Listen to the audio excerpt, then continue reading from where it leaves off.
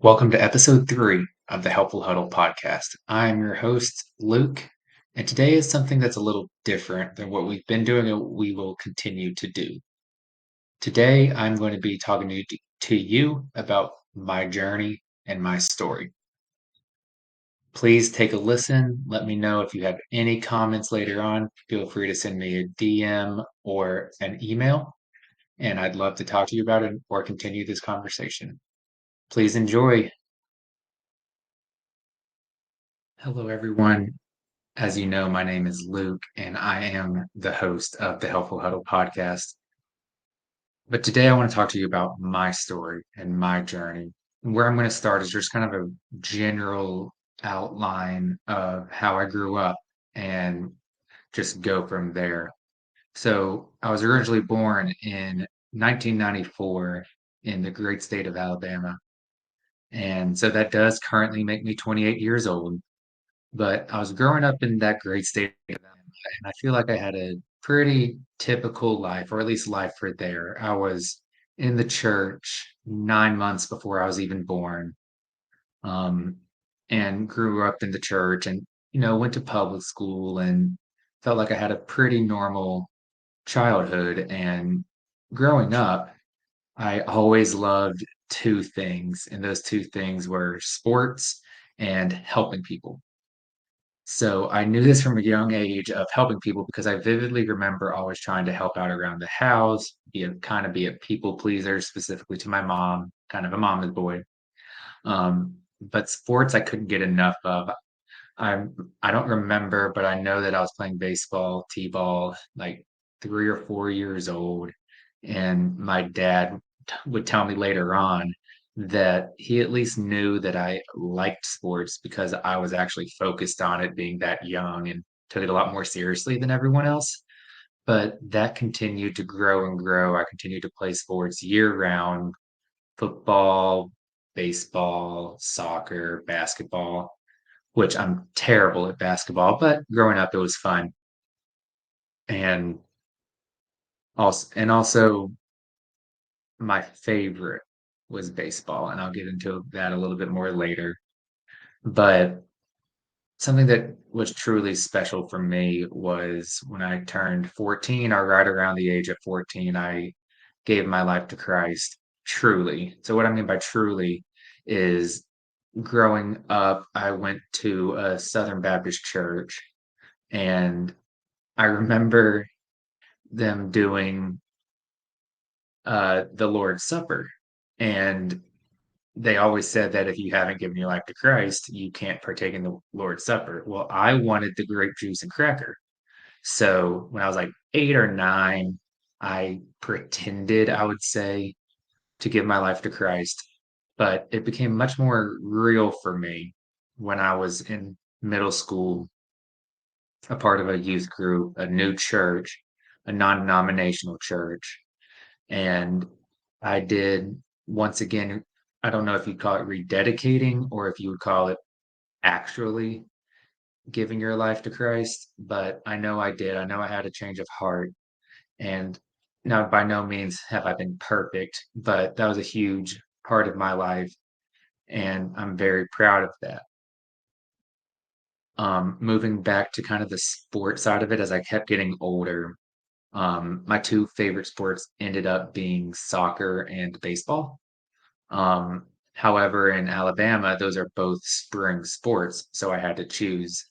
And I loved baseball more, but I also like to joke and say that I hated running. So I chose baseball because of that, even though that's not true. I loved both sports, but I did prefer baseball. And I was very fortunate enough to graduate from high school and played with a lot of amazing teammates. My senior year, we were actually nationally ranked, even though we didn't accomplish our goals as the high school season, but we were a very, very good team. But going back to what I was saying was I was fortunate enough to have a baseball scholarship. It was only Division II, played at the University of Alabama in Huntsville, but I can say that I was a division or a college athlete, specifically in baseball. The only issue with that was throughout my time in college, I was constantly injured to the point that if you look at my stats, I might have had 5 at bats in my whole career. I didn't play much. And also looking back, I don't actually think I was truly good enough to play on a consistent basis, but I will also never know. And so, what if that I will always live with is what if I could have stayed healthy? Because there's your best ability is availability, and I just wasn't available. I was not consistently healthy.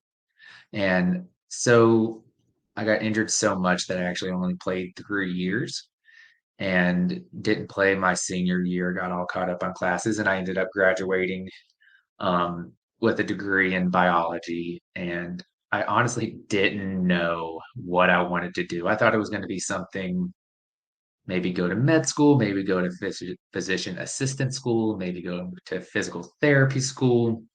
And I just didn't know what I wanted to do. So I was going to take a gap year and I started working at a local gym that I had actually grown up in. And we'll talk more about fitness later because it's also a huge part of my life. But at this time, I was working there, and I actually got the opportunity to move to New York City. And again, later on, I'm going to get into what I was doing there and everything like that. But I jumped at this opportunity, and I ended up being in New York for 2 years. And proud to say it wasn't because I could not make it in New York. I was doing very well for myself. But being from what I would consider a small-ish town, maybe a medium-sized town, at least at the time that I lived there in Alabama, the life of New York City was just draining to me, and it just wasn't for me. But I also knew I didn't it wasn't that I didn't want to move back to Alabama, but I wanted to see what else was out there. And I was fortunate enough, I made amazing friends in New York, and I was fortunate enough that one of them was working in Texas now, and they set me up with a job that you guys have heard on other podcasts that I was at Lifetime, and that's where I was there. And I was working there in Texas for 3 years. Things were going well, in my opinion. And then I met a very special someone that I ended up getting married to. And I got COVID hit and I got out of fitness at that time. And we'll touch on that later as to why I left fitness, at least as a profession. But I started working again in the medical field. I was working at a dermatology clinic during COVID when everything was closed. I just wanted to keep working. Um, and I was trying to figure out exactly what I wanted to do. Did I want to go back and try physician assistant school, or did I want something else? And we actually stumbled across a profession called biomedical engineering, and it really intrigued me because growing up and until I guess the end of last year, my dad retired, but he was an engineer his entire life, or at least the life that I knew him. I know it was a long time. And so I've known of engineering. I've always been pretty good with math and numbers and problem solving. However, the type of engineering he was doing was electrical. It worked great for him. He worked for the DoD for a long time as an electrical engineer.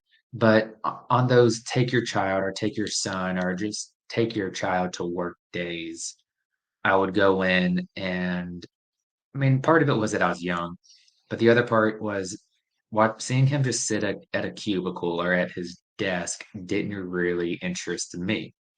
So fast forward, I find biomedical engineering. One, I understand that I'm also looking for a career change, but two, I originally got my undergrad degree in biology. And now I'm finding out that there is a profession that combines engineering, the math, the problem solving with that biological background. So it really interests me. And I was very fortunate enough to get into actually two grad schools, one in Houston. But my wife is very close to her family, and her whole family was at the time living in California. So we decided, hey, there's a school nearby there. If I will apply, and if I get in, we'll go. And sure enough, I got in and went to the University of California, Irvine, UCI, and graduated an accelerated master's program in about a year with my master's of engineering in biomedical engineering. So I'm very, very proud of that. Started working there, and then new life changes happen, and we decide to move to North Carolina. Her whole family is going to be coming here as well. So it's not just a random place. It was all designed. And so we're currently, at the time of recording this, about 3 months or 2 months from at least her mother moving. And then her sister and our brother-in-law will be moving shortly. So that's kind of all the way up to where I am starting from childhood. But I want to get deeper into kind of my life.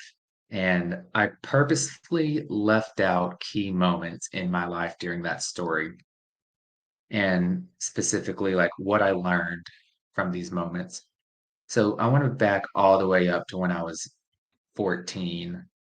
At least it was 2008. In 2008, I was a freshman in high school and was at baseball practice. And during that time, or during this specific practice, we were in an indoor facility. I was a catcher at the time, and I had just finished up catching bullpens, catching pitchers, and all of that. And it was time to go hit. So I changed out of my gear. I grabbed my hitting stuff, batting gloves, and wait for the coach to say rotate because we were in different hitting sections. So he says rotate, and I start going across to my section. Well, at that time, the last batter of that portion asked for one more pitch. And this batter went on to play Division I baseball and is a great, great person and a great, great athlete. And but at this time, no, but he's still an amazing person and was. But he asked for one more. I was crossing through the back of the batting cage, and he hits the ball, and it hits me in the head right above the left temple. Now, mind you, that this batting cage is a good 70 feet probably in width or length, whichever way you want to look at it. But it was about 70 feet from where he hit the ball to where the ball hit me. And I honestly, at the time, didn't know what happened. I only remember my everything went quiet, and I got out of the cage and toppled over. So this was my first concussion, and it became so much more than that. I never lost consciousness at this with this. I honestly wish I had. Um, but I was picked up by my parents and drove immediately to the hospital. And when we got there, they obviously took me back, did CT scans, was checking on my vitals and everything. And they came back and said, we're going to keep him overnight in ICU, um, at least to observe him because he definitely has a concussion. But there's a sliver of blood in his brain, so in between the skull and the actual brain. And so everyone says, okay. And I think back to this, and it was the absolute worst night of my life, at least pain wise. And what ended up happening was they gave me as much morphine as they were allowed to, and it just didn't help. I ended up crying myself to sleep because of pain. Um, but I'm scheduled for a 7 a.m. CT scan to reevaluate if any changes have happened in my going on in my head and how I'm doing. Um, so the nurses actually take me at 5 a.m. Got permission from the doctor to do so. I don't know why the 7 o'clock time was a thing, but it was. But they took me back, And I remember going back in and then coming back out and back to my IC room. And I don't know how much time passed. It wasn't much, maybe 30 minutes.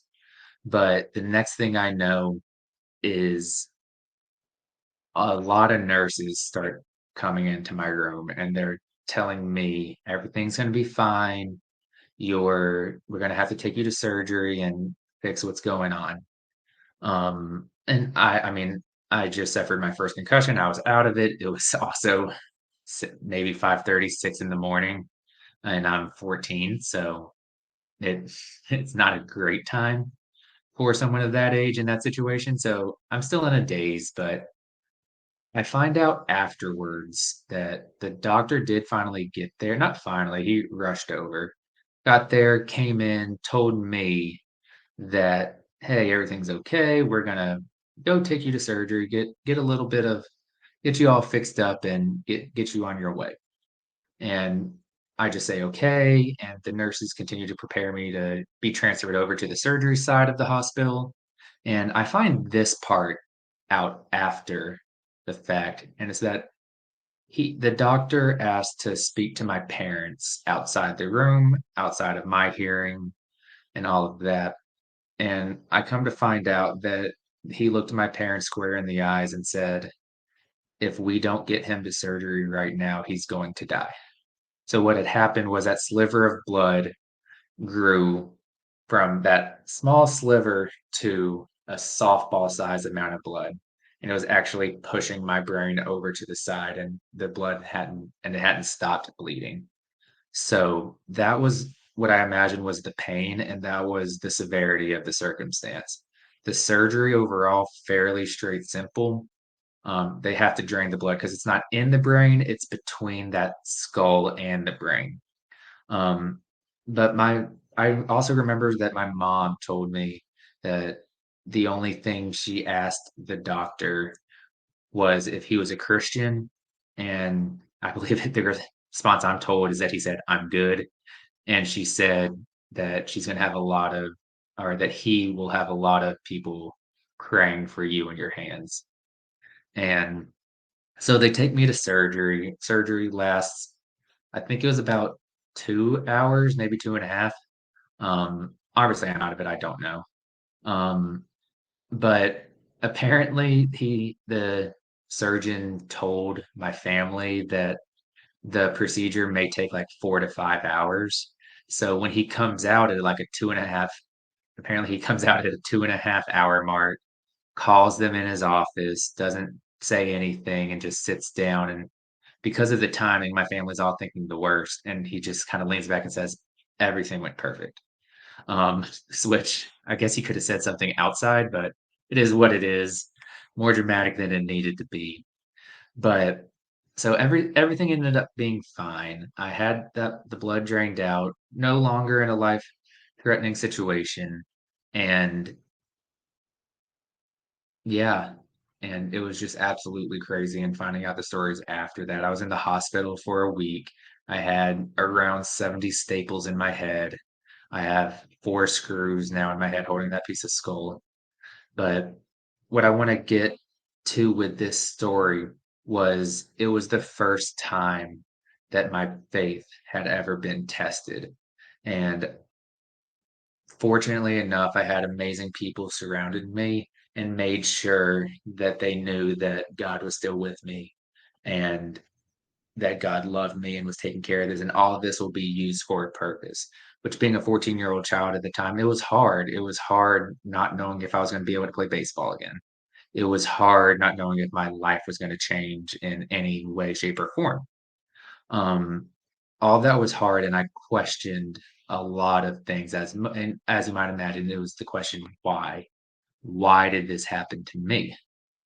Um, and I'm learning that reason now, that it's so that I can share that story and let others know that it's going to be okay in the long run. It's all about what you do after that matters. Um, but I did. Don't want to kid you guys that it wasn't hard. Before that accident, I was modestly, I was very good at baseball. I would say I was extremely good at the time, and I was just never the same after that. Um, Two things that I guess side effects, if you will, of what came from that is my headaches were worse when I did get them, and my reaction time was slightly slower.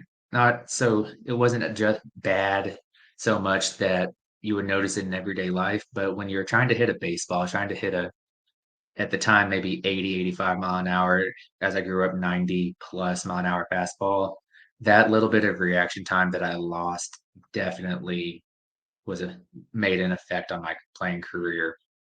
Um, but I told you guys earlier, I was fortunate enough to continue playing. I actually got to play at the Division II level of baseball, or at least be a part of the team. I also said that I didn't play much, which also leads me to my next, I guess, struggle, which was after my freshman year of baseball. I was playing in a summer league in Kentucky, and on I came home to visit. It was a long weekend, and I was driving back, and I got into a car accident. Now, I honestly don't remember this car accident. Did lose consciousness for this. But my understanding of the story that was told to me was I was driving on the highway, or I was actually entering the highway, I think at the Tennessee line. Um, and as I was entering the highway, I was looking over my shoulder, obviously to check traffic. I'm trying to merge. So I'm looking over my shoulder, driving, trying to get onto the highway. The merging lane is actually on a hill. So I don't remember this, but it's what I'm told. And traffic had stopped on the other side of that hill. So my imagination says I'm looking over, I'm making sure I'm not gonna sideswipe anyone, cause an accident. And lo and behold, dead stop traffic in front of me because of construction, and I run into the back of an 18 wheeler. Later on, said it was probably 60 to 70 miles an hour. I do lose consciousness during this time. I was told that once the police officer got onto scene, or she actually asked for my parents' phone number. I was at the time, I don't remember this. Um, Good enough to let her know that phone number.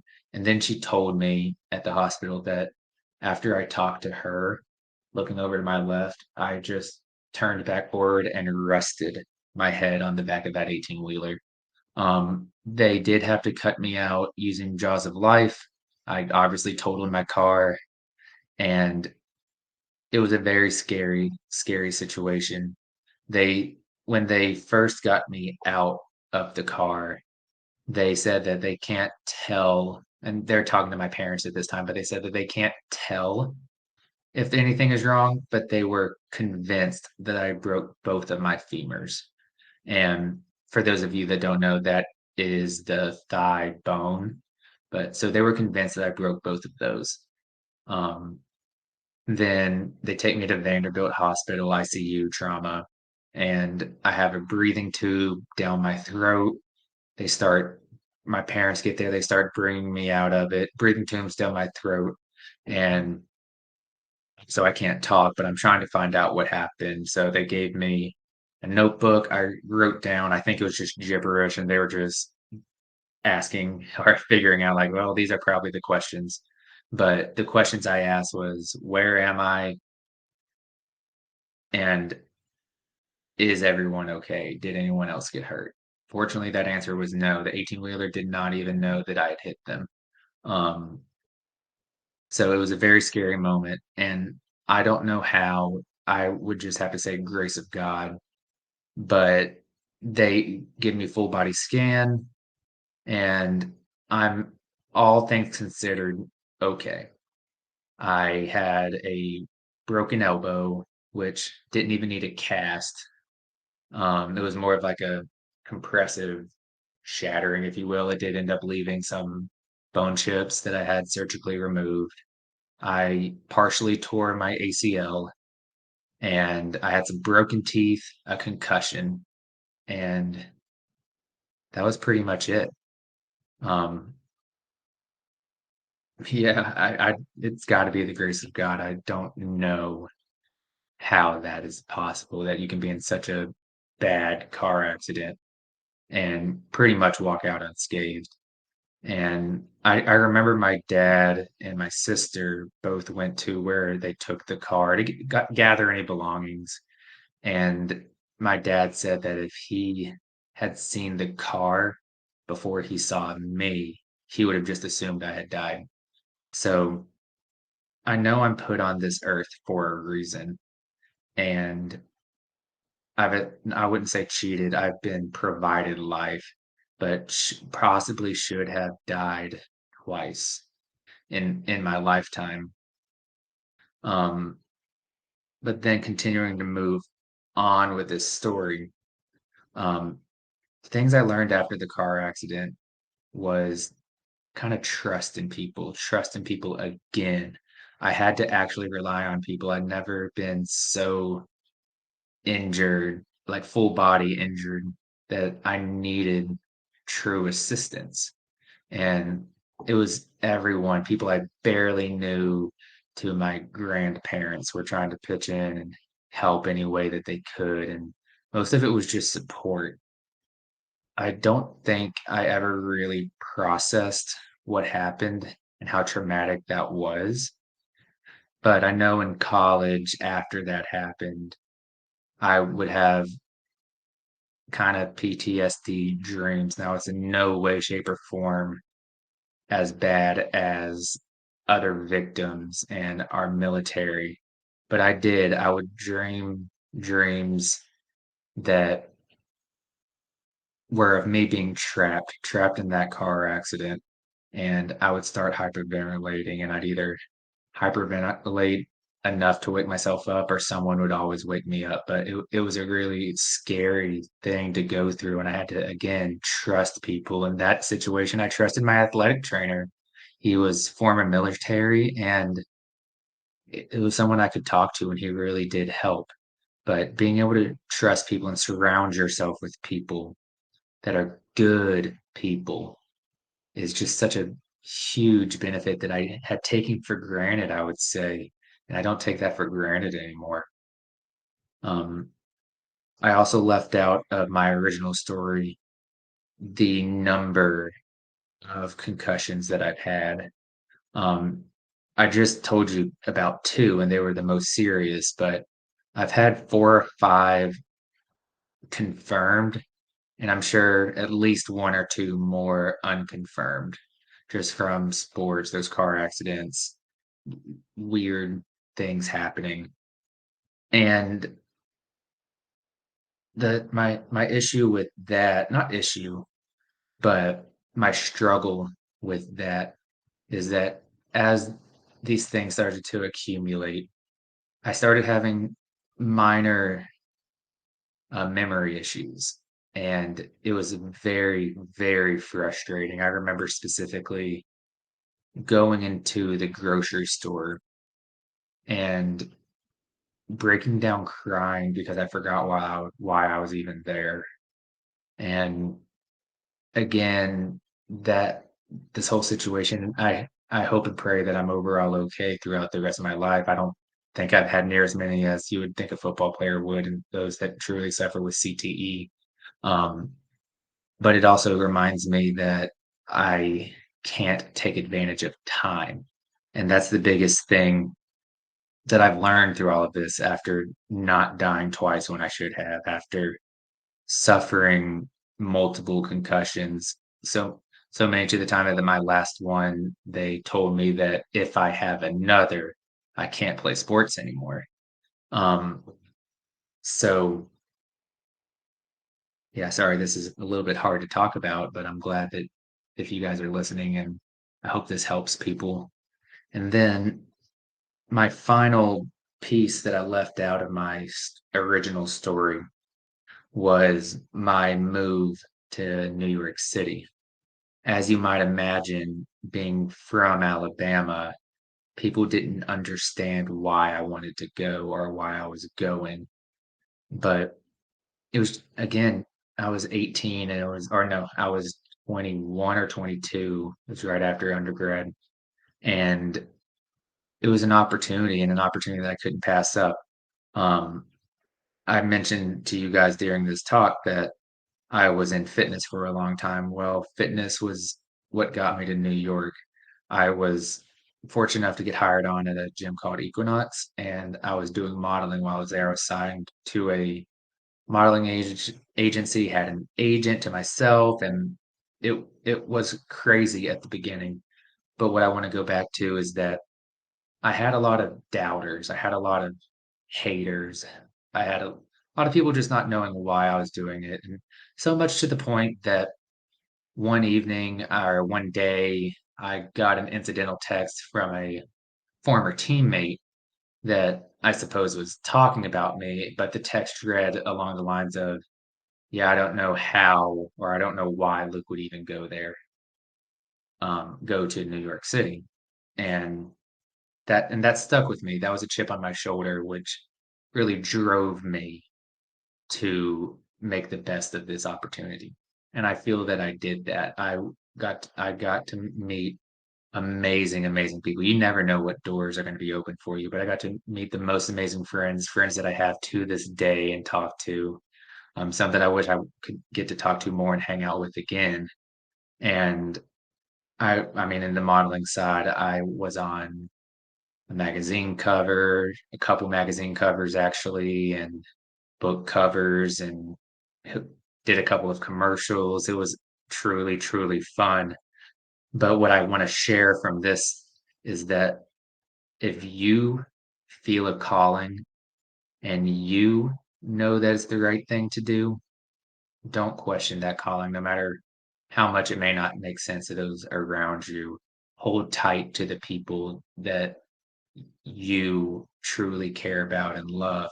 And I'm happy to say that my closest knit friends and for the most part, most of my family supported it. They may not have liked it, but they supported it. And that's something that I love. And I know not everyone has the family or the friends, but I just want you to know that someone out there does support you. I support you. So if you ever need to talk about something like that, please feel free to shoot me a DM or shoot me an email. Um, but on the same line, I want to continue to talk about like the fitness side of my life and like why fitness and then why did I leave fitness. So for me, fitness started out because I was an athlete. I worked out with a team and it was fun. Everyone wanted to have a big chest in high school, so a lot of bench press, until we actually got serious about trying to be a good baseball team.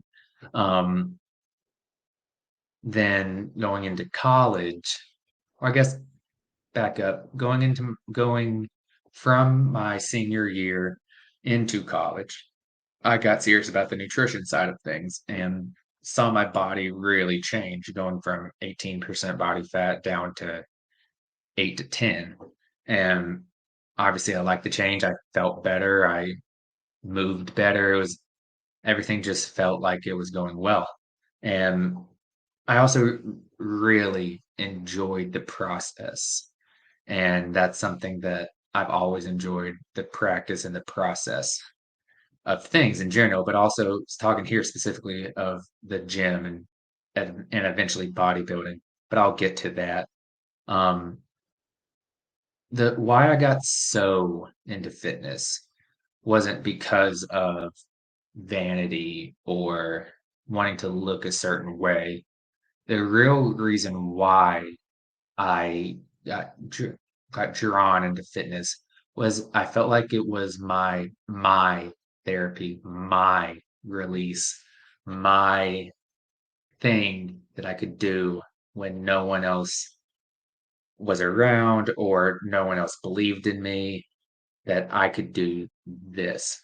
So I mentioned earlier that during college, I was constantly injured, which also meant I was in rehab for a while. But the one thing that I could always do was work out. I could work out something. If I injured my ankle, I could work out my upper body. If I injured my shoulder, I can work out my lower body.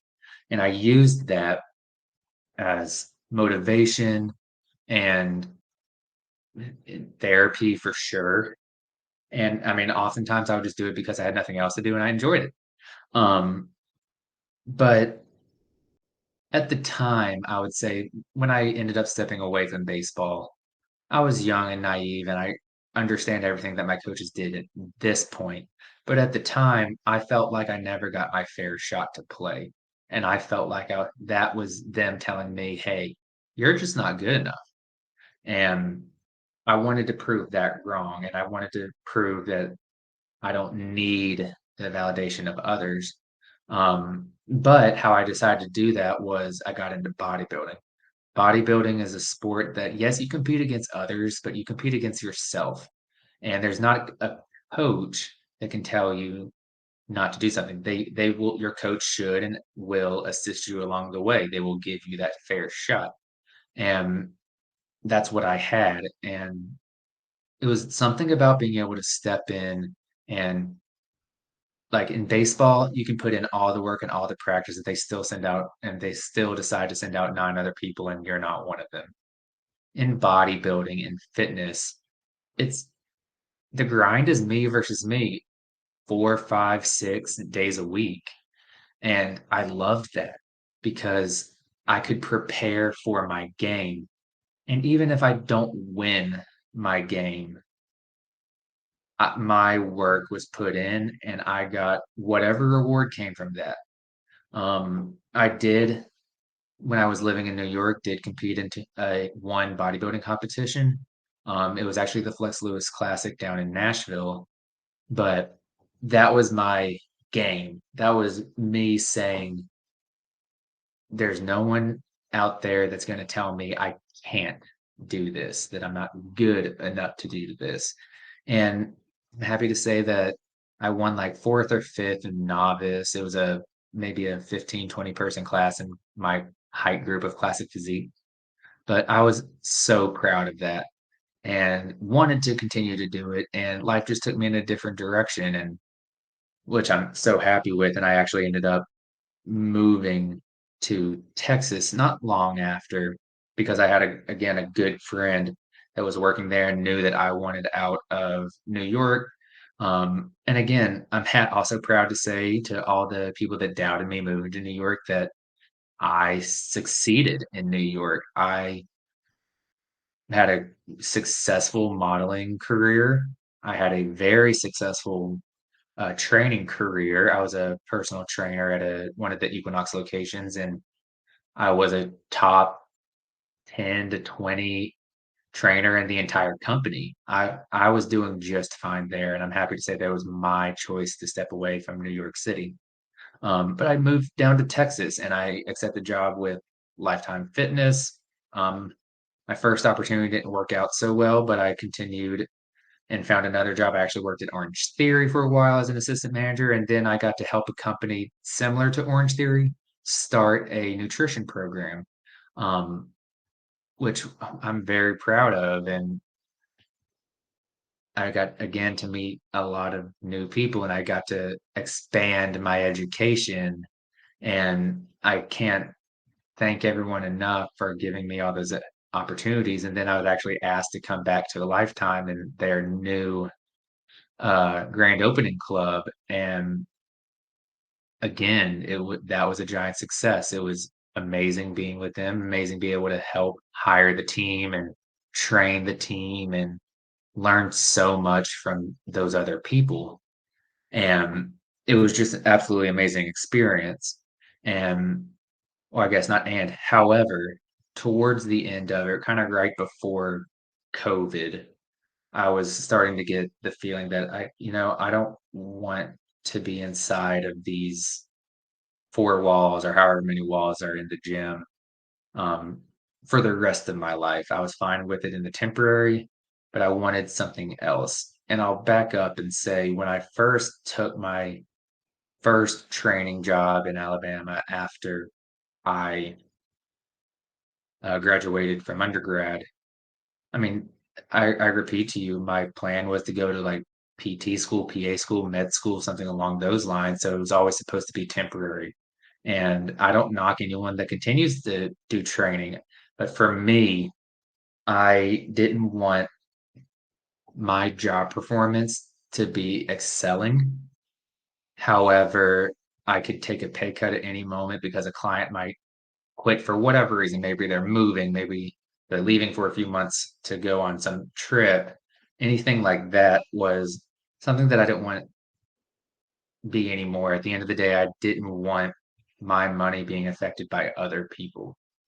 And again, I am there for and understand all trainers out there, and I know that they're doing well, especially if they continue in this career field, but it just ended up not being for me anymore. So, like I told you guys earlier, I ended up getting my master's degree in biomedical engineering, and I was working as a validation engineer for a biomedical consulting firm. When I moved to North Carolina, I'm proud to say I got to work at Pfizer as a validation engineer. And I ended up leaving Pfizer because honestly, the commute was like 2.5 hours round trip. It just became a lot. And I'm currently working in kind of like engineering documentation work at a local company that sometimes you travel, but I'm going to be in office 90+% of the time, and it's 15 to 20 minutes away depending on traffic. So it's a much, much better situation. And that's kind of the why of the career change. And also I wanted something more conducive of my new lifestyle, that lifestyle of being married and soon other things to come, which I will get into with, I guess, this next segment, which is like, what now and what's next? What now is I want to encourage people to follow their heart, follow their dreams. If you're a believer, follow your God and go out and try to capture your dreams. If you set your mind to it, go do it. Um, and for me, what's next is I have a new step in my life where I have a child due in early April, and it's going to be an absolutely amazing thing, brand new journey that at some point I'll jump on this and do a solo podcast again of how that journey's going. I'm sure it's going to be absolutely insane. I know, and I hear all the time it takes a village, and I'm thankful that I have two families, mine and my wife's family, um, that are willing and able to help out. And what I want to conclude this podcast with is restating my why of doing it. My why of doing it is to help people help others. And what I mean by that is I called it the Helpful Huddle podcast for a reason. And it's because I have a heart to help people. And while I enjoy my job, I enjoyed helping people in fitness. There's so many careers and people in different stages of their life and different careers that their heart is to help people as well. And I want to try to give them that platform to help people and tell what they do and help people get reached out to, or you reach out to them, or anything along those lines. And I want to hear people's stories of how they got to that point. And everyone's story is going to be different. And everyone's story can help someone else. And that's my goal of this. At the end of the day, it's helping people help others. And I live by, or I try to live by the quote, if you're not making someone else's life better, then you're wasting your time. And my good friend Sean, who I had on the very first episode of this, told me that a quote that he loves is you can't pour from an empty glass. So he's taking in the love and he's putting it right back out. So then that really stuck with me. And that's the why and the heart that I'm looking for to share with everyone. So that is why I started the Helpful Huddle podcast. And I hope that it continues for years to come. And that is my story and my journey. Thank you guys. Thank you for listening to episode the Helpful Huddle Podcast, where I shared my own personal story. Remember to give us a like and a follow on Instagram, TikTok, and Twitter with our user handle at helpful_huddle and the YouTube channel at Helpful Huddle Podcast. You are also able to listen to us on both Spotify and Apple Podcasts. The links are also found in the description below, but please reach out with your questions and on topics that you would like to learn more about in the future.